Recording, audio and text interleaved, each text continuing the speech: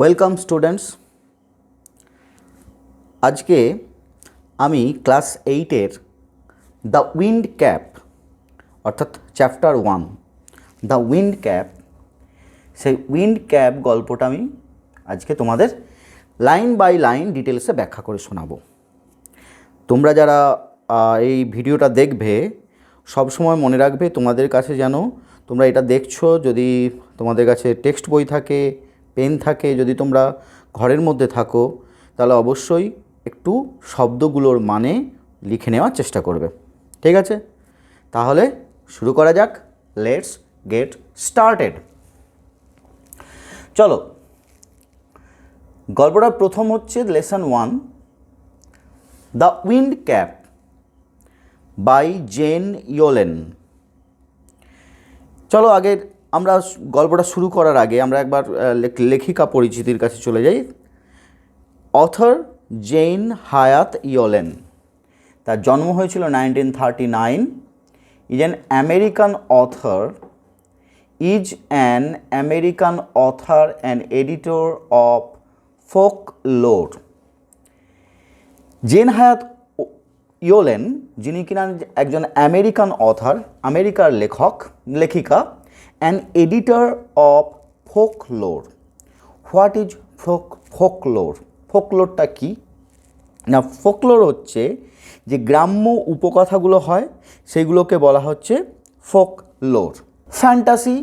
Fantasy তোমরা জানো, যেগুলোকে রূপকথার গল্পকে বলা হয় ফ্যান্টাসি। আমাদের ছোটোবেলা থেকে আমরা ফ্যান্টাসি গল্প পড়ে আসি, বিভিন্ন রূপকথার গল্প পড়ে আসি, সেগুলোকে বলা হয় ফ্যান্টাসি।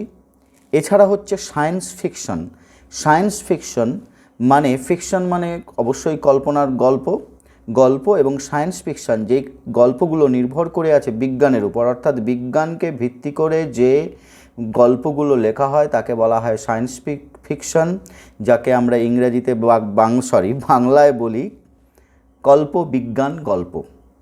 অ্যান্ড চিলড্রেন্স বুকস, এবং শিশুদের যে বই, শিশুদের জন্য লেখা বই, সেগুলো তিনি এডিটর ছিলেন। এডিটর মানে সম্পাদনা যিনি করেন তাকেই বলা হয় এডিটর বা এডিট যিনি করেন।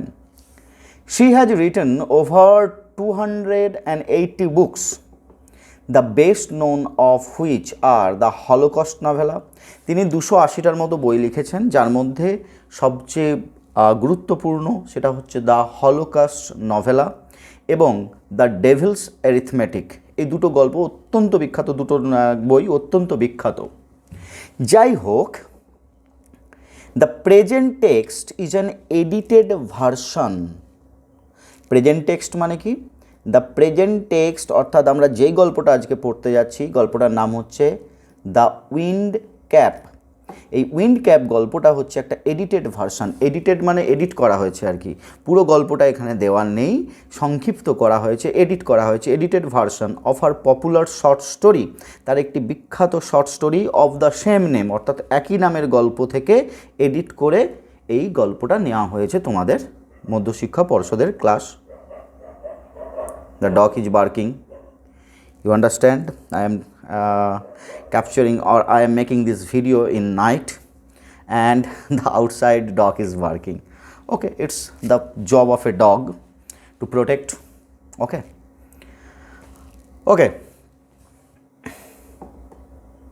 চলো গল্পে শুরু করে দেওয়া যাক। Let's read. তার আগে এখানে তোমাদের একটা কোশ্চেন দেওয়া হয়েছে। Okay, do you think living on a ship on the sea is more enjoyable than living on land? Yes, living on a ship is very enjoyable. You know, can you imagine the moonlit night in open sea? You can imagine that. A thrilling life, একটা বেশ চিত্তাকর্ষক জীবন। Yes, how do you think our lives would change if we manage, or if we have magic power to control the weather? If we have magic power to control the weather. Weather মানে কি? Weather মানে হচ্ছে আবহাওয়া।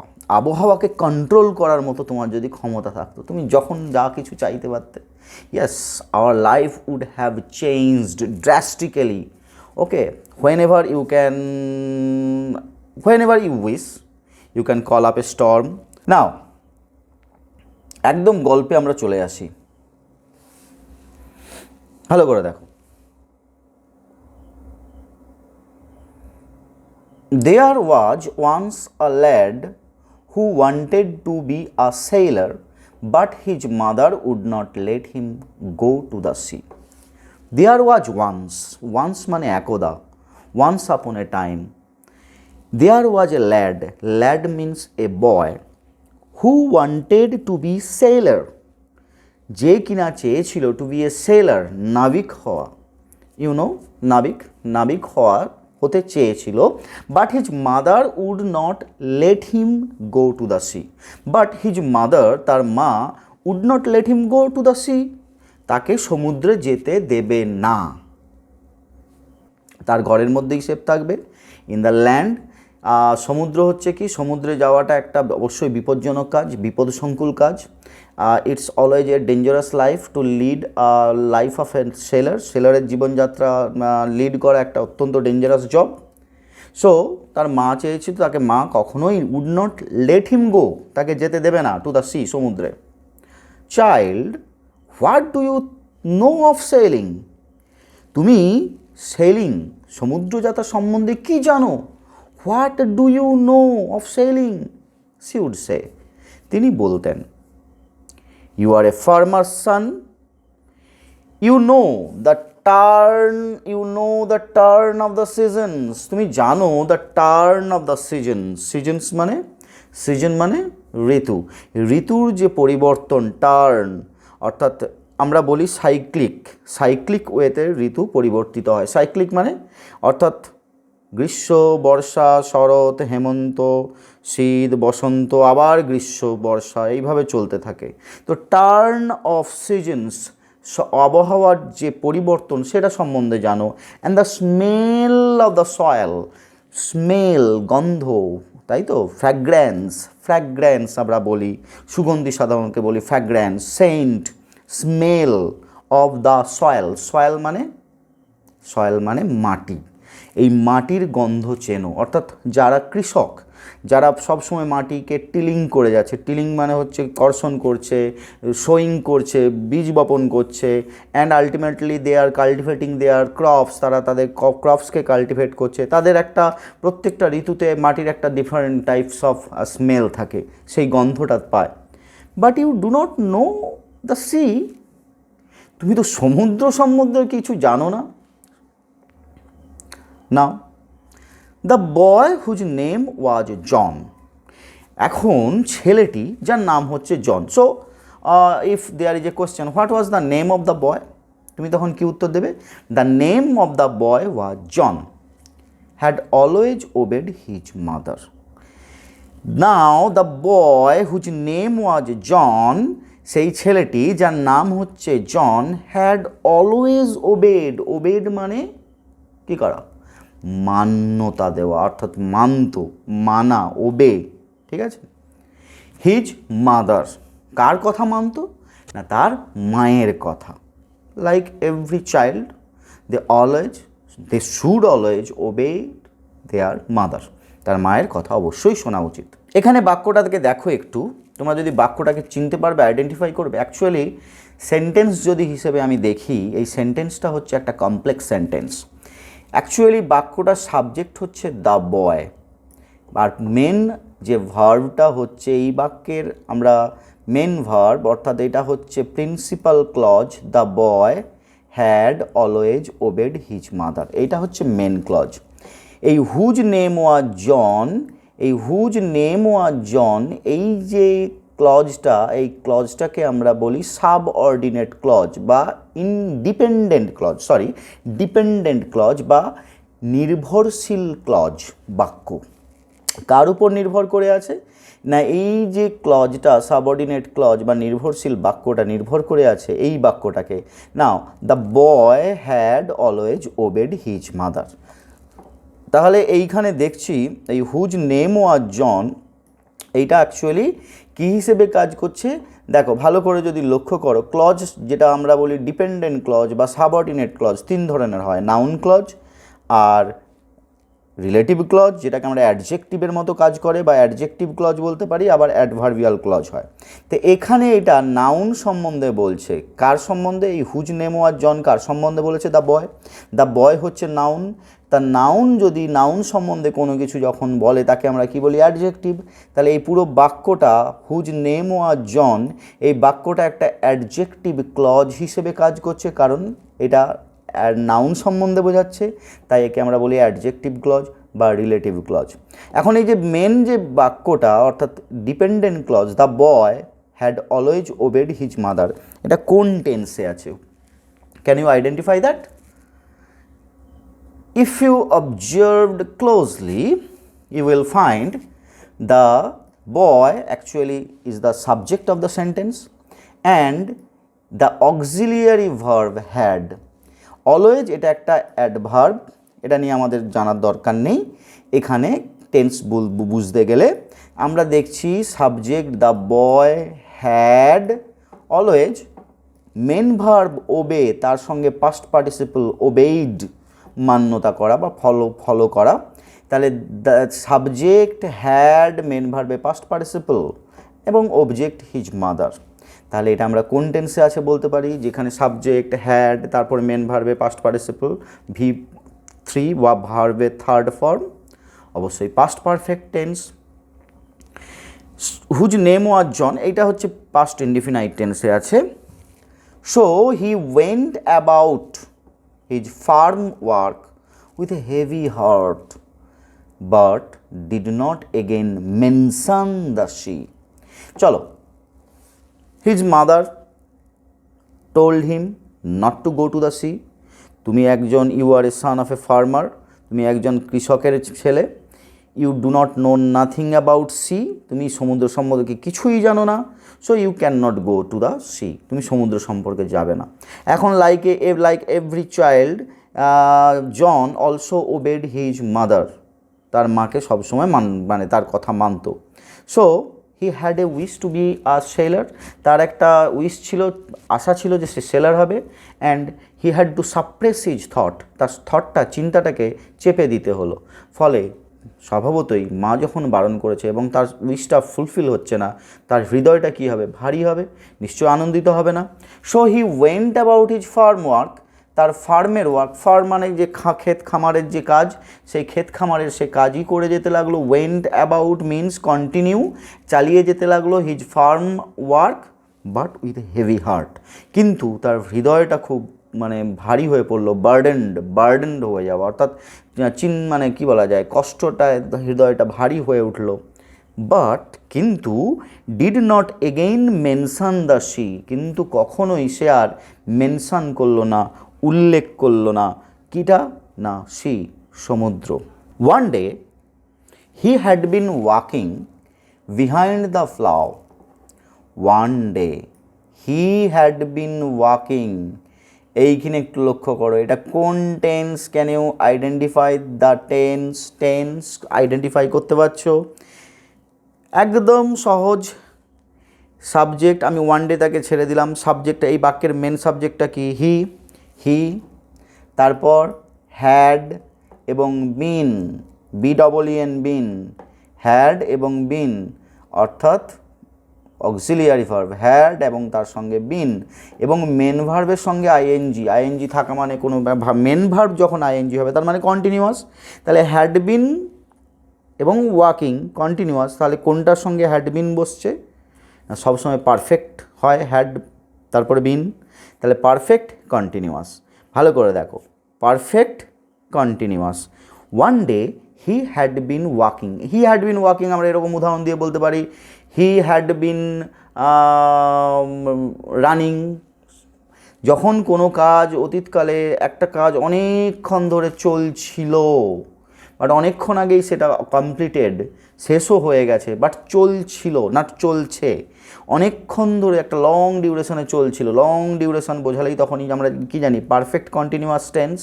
So he had been walking behind the plough মানে তোমরা আগেকার দিনে দেখেছো হয়তো, যদি বাড়িতে অনেক যাদের বাড়িতে চাষ আবাদ হতো বহুদিন আগে, লাঙল নিয়ে হতো, লাঙলটা দেখেছো, একটা ফলা, তীরযুক্ত ফলা, আর সেটাকে হাত ধরে সে চালিয়ে নিয়ে যেতে হতো, গরু বা ঘোড়া সেটাকে টেনে নিয়ে যেত এবং মাটির ভিতরে গেঁথে সেই মাটিগুলোকে টিল করতো। টিল অর্থাৎ প্লাউ, প্লাউ মানে টিলার, টিল করা, টিল মানে মাটি খোঁড়া, ঠিক আছে।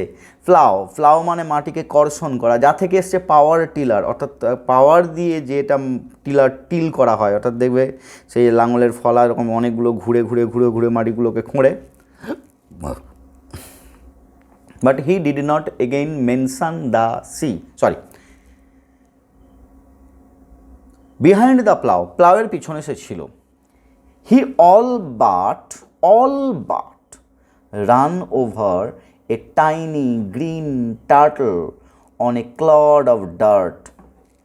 হি অল বাট র্যান ওভার, মানে অল বাট মানে প্রায়ই, একদম almost, all but ran over. Ran over মানে কি না, রান ওভার, এই ফ্রেজাল, এটা একটা ফ্রেজাল ভার্ব, সেইটা আমরা পরের লাইনের যখন উঠবে তখন জানবে এটা। র্যান ওভার মানে প্রায় চাপা দিয়ে ফেলা, মানে একদম পিষে দেওয়া, যেরকম হয় না, যেমন রান ওভার যদি একটা বলি, the taxi ran over the dog, কুকুরটিকে পিষে দিয়ে গেল, সেই রকম প্রায় একটা পিষে দিচ্ছিল কাকে না, এ টাইনি গ্রিন টার্টল, একটি ছোট্ট টাইনি বাল্ব বলে না, টুনি বাল্ব আমরা বলি, অ্যাকচুয়ালি এটা টাইনি বাল্ব, টিনি, আমরা এটা উচ্চারণ টিনিও করতে পারি, টিনি, একটা ছোট্ট গ্রিন টার্টল, একটা ছোট্ট কচ্ছপ, টার্টল মানে কচ্ছপ, গ্রিন টার্টল সবুজ রঙের কচ্ছপ, অনেক ক্লড অফ ডার্ট, ক্লড মানে একটা টুকরো, পিস অফ ডার্ট মাটির ঢেলা, ঠিক আছে।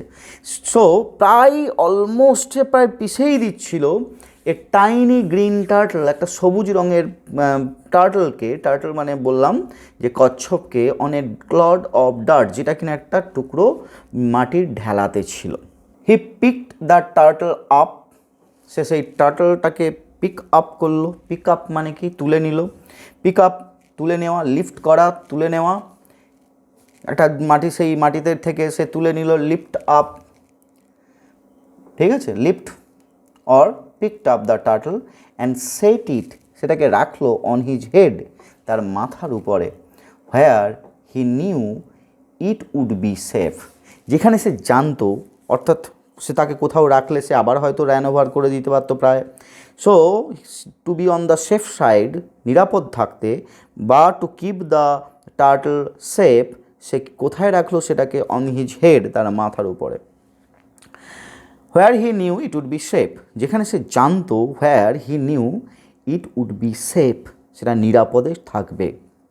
When he was done with the ploughing, যখন পুরো প্লাউইং কাজের জন্য, অর্থাৎ মাটি কর্ষণের কাজ, when he was done, when he had finished ploughing, যখন সে মাটির কর্ষণের কাজ শেষ করলো, যখন মাটি মানে মাটি যেটাকে আমরা বলি মাটি কর্ষণ করা, সেই কর্ষণের কাজ শেষ করলো, John plucked the turtle from his head, pluck মানে রিমুভ, তুলে নেওয়া, কোনো একটা জিনিস ছিঁড়ে নেওয়া, যেমন হি প্লাকড দ্য ফ্লাওয়ার, সে ফুলটাকে ছিঁড়ে নিল।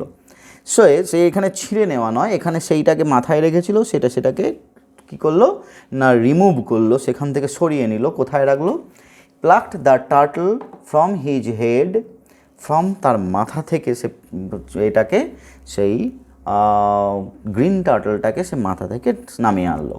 টু হিজ আটার সারপ্রাইজ, আটার মিন্স টোটাল সারপ্রাইজ, একদম চরমভাবে তাকে সারপ্রাইজ দিয়ে, সারপ্রাইজ মানে কি, সারপ্রাইজ মানে অবাক করে দেওয়া, তাই তো, সারপ্রাইজ, অ্যামাজমেন্ট, ওয়ান্ডার, আমরা যেটাই বলতে পারি।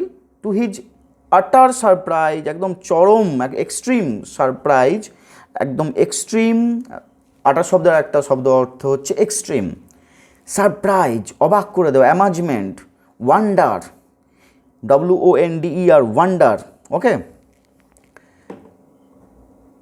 It had turned into a tiny green fairy man,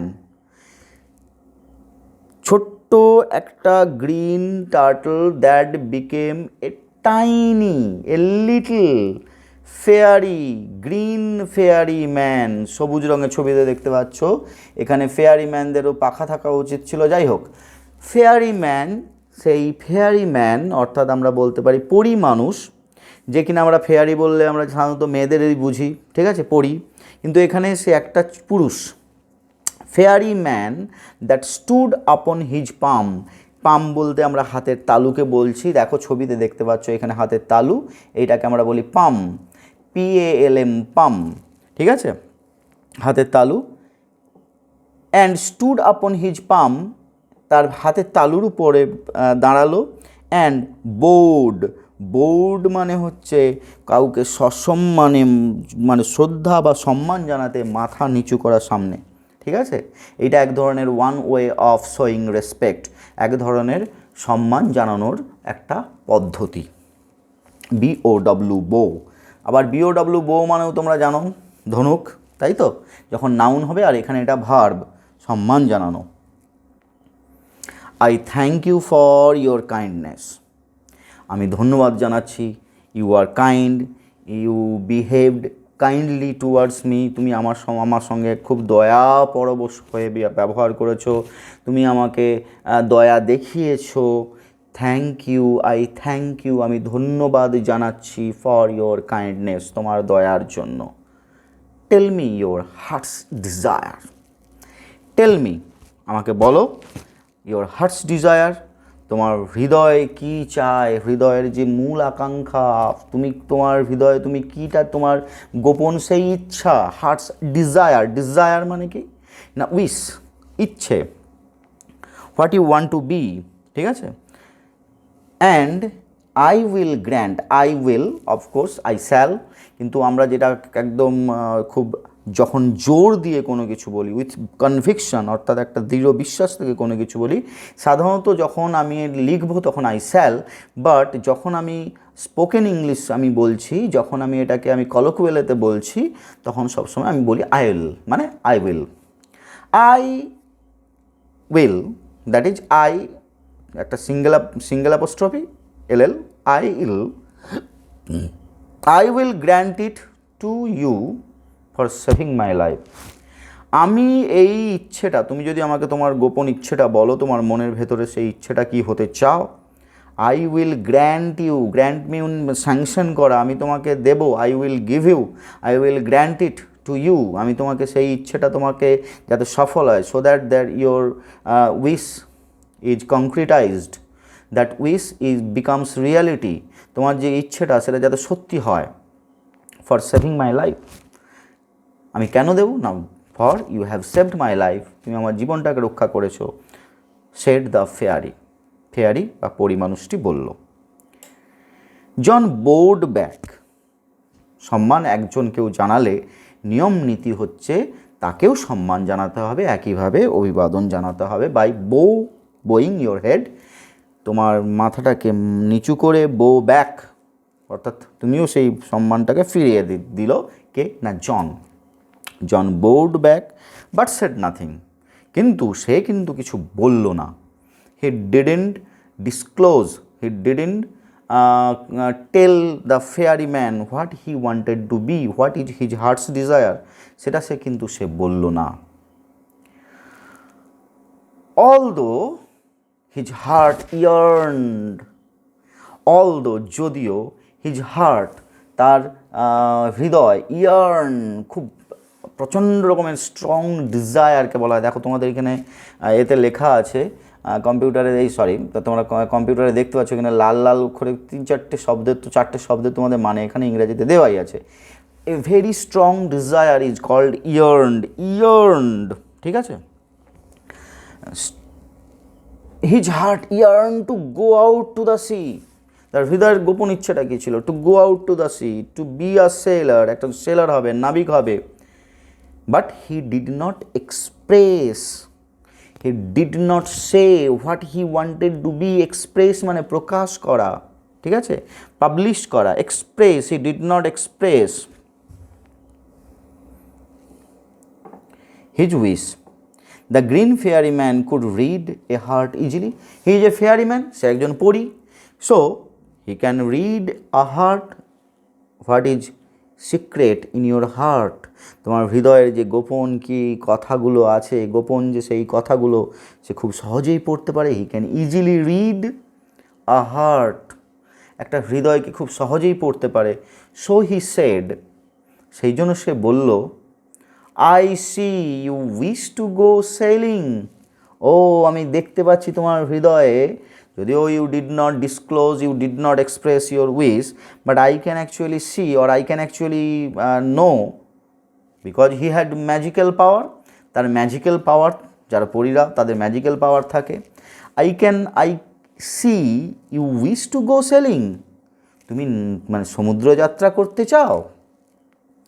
Johns face answered for him, জনের মুখমণ্ডলী তার হয়ে উত্তর দিল। অর্থাৎ মানে কি, জনের মুখ দেখেই বোঝা গেল yes that is his desire, অর্থাৎ সেটা আনন্দে উল্লাসিত বা আনন্দে আলোকিত হয়ে উঠল।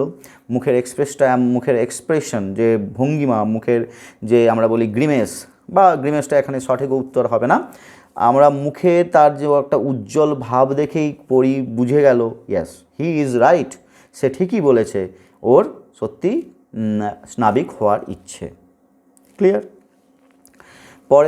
পরের ভিডিওতে আমি এইখানে যে যতগুলো তোমাদের অ্যাক্টিভিটি আছে সেইগুলো আমি তোমাদের করিয়ে দেব। ঠিক আছে, একটা ভিডিওতে তোমাদের এখানে 3টে অ্যাক্টিভিটি দেওয়া আছে, সেই 3টে অ্যাক্টিভিটি আমি করিয়ে দেব। তাহলে আজকে এই পর্যন্ত। তোমরা উইন্ড ক্যাপ বা বাতাস টুপি যেটা ইচ্ছা বলতে পারো, তার আজকে আমরা ফার্স্ট পার্টটা আমরা শিখলাম। If you like this video, please subscribe my channel and hit a like button if you like this video, of course. And if you have any question related to this chapter, please feel free to write me in the comment section. And please, if you like this video, share this video. Okay, I will upload other videos consistently, and of course hit the bell button so that I upload a new video, you will get it automatically. Correct? I know you are going to like this video. Okay, bye bye. Till then, stay healthy and stay fit. Okay.